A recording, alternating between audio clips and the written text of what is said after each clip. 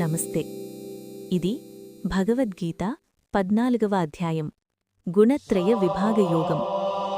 మనల్ని నడిపిస్తున్న 3 శక్తులు: సత్వ, రజస, తమస, రహస్యం.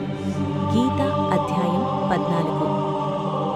మనిషి ఎందుకు ఒక్కోసారి ప్రశాంతంగా ఉంటాడు, మరికొన్నిసార్లు ఆవేశంగా మారిపోతాడు, మరికొన్నిసార్లు అలసటలో, నిరాశలో మునిగిపోతాడు? మనలో ఎవరు ఈ మార్పులను సృష్టిస్తున్నారు? మనమేనా, లేక మనలో పనిచేస్తున్న మరేదైనా శక్తులా? కురుక్షేత్ర యుద్ధభూమిలో శ్రీకృష్ణుడిప్పుడు ఒక గొప్ప రహస్యాన్ని వెల్లడిస్తున్నాడు. ఈ సృష్టి మొత్తం 3 గుణాల ద్వారా నడుస్తోంది. ఆ 3 గుణాలు సత్వం, రజసం, తమసం. ఈ 3 శక్తులు ప్రతి మనిషిలో ఉన్నాయి, ప్రతి ఆలోచనలో ఉన్నాయి, ప్రతి నిర్ణయంలో ఉన్నాయి. సత్వగుణం. సత్వం అంటే ప్రకాశం, పవిత్రత, జ్ఞానం, శాంతి. మనకు లోపల స్పష్టత ఉన్నప్పుడు, మనసు ప్రశాంతంగా ఉన్నప్పుడు, ద్వేషం లేకుండా ఆలోచించినప్పుడు అది సత్వ ప్రభావం. సత్వగుణం మనల్ని పైకి తీసుకెళ్తుంది, జ్ఞానం వైపు తీసుకెళ్తుంది, ధర్మం వైపు నడిపిస్తుంది. కాని కృష్ణుడు ఒక ముఖ్యమైన విషయం చెప్తున్నాడు: సత్వం కూడా బంధనమే. ఎలా? జ్ఞానం మీద గర్వం కలిగితే, నేనే మంచివాడిని అనే భావం వస్తే అది బంధనమే. రజోగుణం. రజసం అంటే క్రియాశీలత, కోరిక, ఆకాంక్ష, ఆవేశం. మనకు ఏదైనా సాధించాలి అనే తపన వస్తే, పేరు ప్రఖ్యాతలు కావాలి అనిపిస్తే, పోటీభావం పెరిగితే అది రజసం. రజసం మనల్ని ఎప్పుడూ పరిగెత్తిస్తుంది, ఇంకా ఇంకా ఇంకా. కాని రజసంతో జీవించే మనిషికి విశ్రాంతి ఉండదు, సంతోషం తాత్కాలికం మాత్రమే. తమోగుణం. తమసం అంటే అజ్ఞానం, ఆలస్యం, నిద్ర, మందబుద్ధి, ఎదగాలి అనే ఆసక్తి లేకపోవడం, జీవితంపై నిర్లక్ష్యం, సత్యాన్ని చూడకపోవడం. ఇవి తమస ప్రభావం. తమసం మనల్ని కిందికి లాగుతుంది, అజ్ఞానంలో ఉంచుతుంది.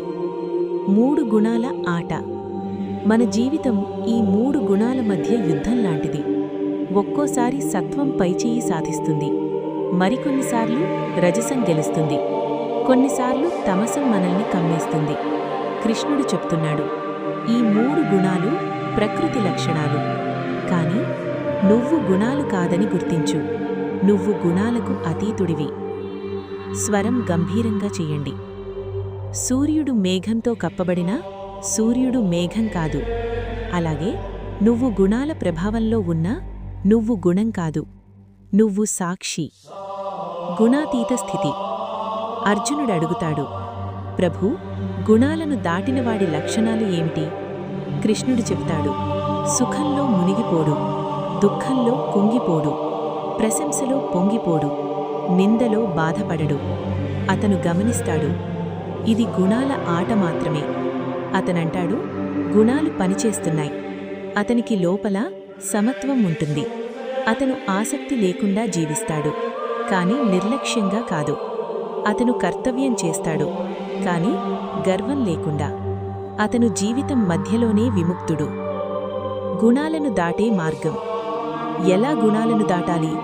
కృష్ణుడు చివర్లో ఒక మహత్తర సత్యం చెప్తున్నాడు. అచంచల భక్తి ద్వారా. పరమాత్మపై స్థిరమైన భక్తి కలిగినవాడు ఈ 3 గుణాలను దాటిపోతాడు. అతను బ్రహ్మభూత స్థితికి చేరుకుంటాడు. సత్వం మనల్ని పైకి తీసుకెళ్తుంది, రజసం మధ్యలో ఉంచుతుంది, తమసం కిందికి లాగుతుంది. కాని గుణాతీత స్థితి, అది విముక్తి. మనలో కోపం వస్తే ఇది రజసం అని గుర్తించండి. ఆలస్యం వస్తే ఇది తమసం అని గుర్తించండి.